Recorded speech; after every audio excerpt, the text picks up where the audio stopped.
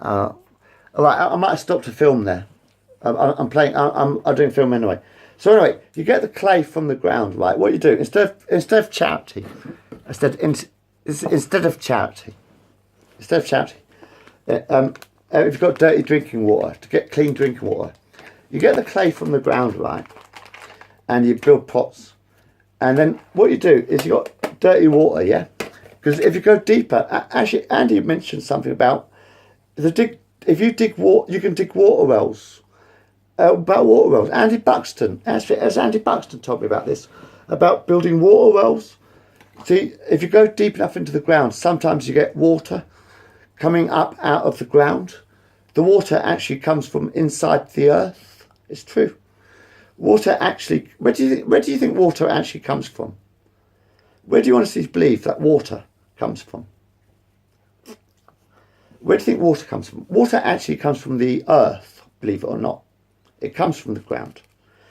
Because the deeper you dig a hole, you get to clay, then you get to the water, dirty, muddy water. Right, so you get dirty, muddy water. And the digger you deep, the more water you get. Anyway, but they did that in America as well. When people went to America, and the pioneers, they had these water things, sticks into ground to get water out. Okay, you've got dirty water. What you do is you make clay pots, yeah? I've talked about clay pots. And what you do is you put the one clay pot onto a fire, right? When you put the clay pot, once you've got to make the clay pot solid, right? Anyway, I don't know how you do that in the African sun. Probably in the African sun, it will probably bake the clay anyway. So anyway, you make clay pots. You fill the pots with one pot with dirty water, right? You fill one pot with dirty water. You put a tube, a plastic tube into the lid of the dirty water, and you have another jug. You have two jugs, one on the fire and one next to the fire. You have another pot next to the fire, and you connect the pots with a tube.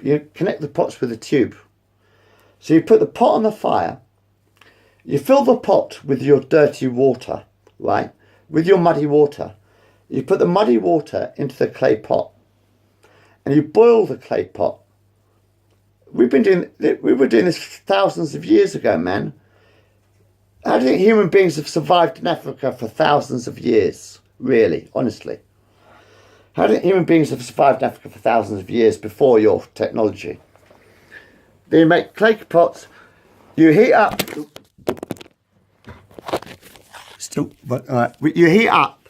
You heat up the fucking dirty water, yeah? You heat up the dirty water. Tries my back a little bit.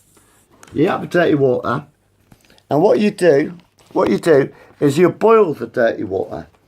You boil the dirty water, and it goes into a pipe on the top of the bottle, on the top of the jug, right? You have a bottle, bottle of clay, a clay bottle, and you could have a clay pipe. Actually, you could make a clay pipe. You could make the pipe out of clay. So anyway, you have two clay pots connected with a pipe. Yeah, you connect two clay pots with a pipe, and you boil one of the pots. You fill one of the pots with dirty water, and you boil the dirty water. You boil the dirty water in the clay pot, and the water will evaporate. The water, if you put it on the fire, the water will evaporate. And it goes through a tube as gas. The water turns into gas, vapour.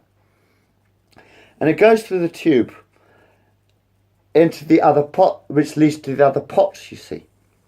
So you've got one pot on the ground and one pot on the fire, you see, connected by a tube. They're connected by a tube, one pot on the ground, one pot on the fire. You boil the dirty water, and the water evaporates through the tube into the other jug, you see, into the other jug. But dirt does not evaporate, you see. This is how you can get clean water in Africa for nothing. Well, this is how you used to do it in the olden days, actually. What you used to do is you boil the water, the dirty water, in the pot. The mud will not evaporate, the dirt will not evaporate, but the water will evaporate. And the water will be pure because it evaporates. When you heat water, it evaporates into gas. I'm not boring you too much, am I? It evaporates to gas. And then when it goes to the cold pot, because you have a cold pot next to the fire, the steam cools down and it turns back into water, you see. It turns back into water. It does turn back into water. When the steam cools down, it turns back into water. And then you boil the pot dry and the water evaporates into the other pot and you've got fresh drinking water. And then you'll have fresh drinking water.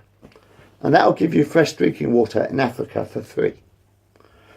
You have 2 pots, one on the fire, boil it through a pipe, steam goes through the pipe, evaporates, condenses back into water in the other pot, and it'll be perfectly sterilised. Absolutely perfectly sterilised water in the other pot. Serious to God. Just boil the fucking water and you can sterilise it. It doesn't cost a fucking penny. Just a bit of mud. And actually, Bill Gates, you got billions of quid.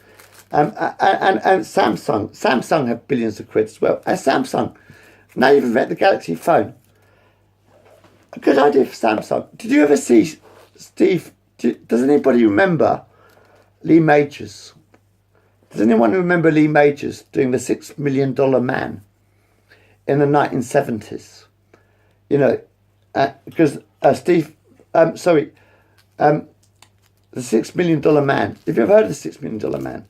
He lost his arm and he lost a leg. No, he lost his arms and his leg. No, he lost his legs and an arm. That's right, Steve Austin.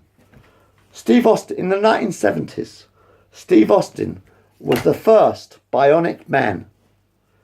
Lee Majors played it, didn't he? In the 1970s, Steve Austin was the first bionic man. For $6 million, we can rebuild this man. Because he was an astronaut. Steve Austin. Do you know about Steve Austin? He was an astronaut. And his starship crashed. And he lost both his legs and an arm. And for $6 million in 1970s, for $6 million, just $6 million, only $6 million in the 1970s. It's a science fiction story, man. Science fiction series on video. It was released on video, the science fiction series, The Bionic Man. And for $6 million, we can rebuild him. So they gave Steve Austin, Lee Majors, a pair of bionic legs, didn't they? They gave Steve, in the 1970s, they gave Steve Austin a pair of bionic legs and a bionic arm and a bionic eye. They also gave, in the 1970s, Steve Austin. Do you remember Steve Austin? The $6 Million Man? He had a bionic eye, a bionic arm, and 2 bionic legs. And in the 1970s, it only cost $6 million. And he was the world's first bionic man in a science fiction story. Now you have all the technology, don't you? You have robots now. It's 2016, right? You have robots now, yeah? So, obviously, why can't you fix blindness?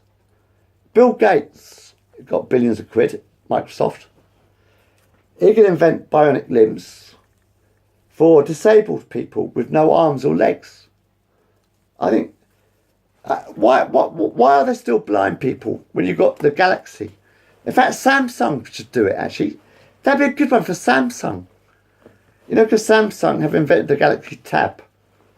Why don't you concentrate on things like bionic eyes for blind people? Yeah?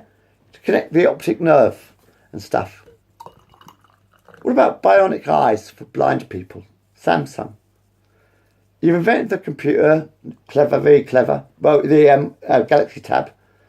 Another thing to invent, to build, sort of thing. Why don't you invent for Galaxy? Because you're billionaires. You've got billions and billions of quid, haven't you? Enough money for everything. You don't need charity now, do you? You don't really need charity now. Obviously, you don't really need charity. You don't. No. You're billionaires. You've got millions of quid. And yet you still beg on people for charity. Things like Help the Heroes. The government still begs, well, the people, the government, they're still begging on people for charity. Things like Help for Heroes. People have their arms and legs blown off in Iraq and Iran. Why not, Samsung, concentrate on robotic limbs for these guys and give them for free? You can afford to pay for it. You got the money, you do it. You do the job, you got the money. Invent bionic eyes for blind people so people don't have to be blind anymore. Use bionics, man. God knows, we invented bionics in the 1970s. You have the technology and you have the money because the people buy these phones. So you're usually you're billionaires. So why do you need charity if the world's full of billionaire computer experts? Why do Help for Heroes have to rely upon charity? When you have help, why do you need Help for Heroes charity? When you have billionaire computer experts who can invent iPhones and computers and probably robots and bionic eyes, and they can invent machines, they can invent robots.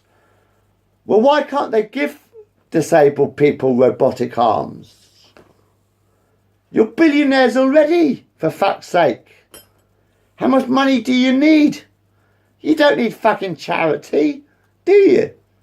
Why do you don't need charity at all? Of course you don't. The world is full of fucking billionaire computer scientists, for God's sake.